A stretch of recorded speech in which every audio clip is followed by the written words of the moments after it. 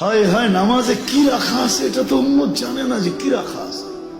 নাইলে তো আল্লাহ রসুল কোনোদিন কানে আমাদেরকে চিৎকার দিয়ে বলে যেতেন না, ইদা সালুহা সালুহা সাইরুল আমাল, নামাজ কমপ্লিট করে আল্লাহকে দে, তোর জীবন কমপ্লিট লেখা দিবে আল্লাহ। নামাজ ওকে, জীবন ওকে, নামাজ ওকে, জান্নাত ওকে। আল্লাহ রসুল তো বলছিল ফজরের নামাজ, ফজরের নামাজ ফজরের নামাজ না, জান্নাতের সার্টিফিকেট। কোরআন বলে ওয়া কুরআন আল ফজরি কানা মাশকুরা, ফজরের নামাজ জান্নাতের সার্টিফিকেট। আর সবচেয়ে বেশি মুসলমান ফজরের নামাজে কম আসে। এই উম্মত যদি 2 ওয়াক্ত পড়তো তাইলেও হইতো, ফজর আর আসর। হাদিসে আছে মান সাল্লাল বারদাইন দাখালাল জান্নাত, ফজর আর আসর করলো জান্নাত।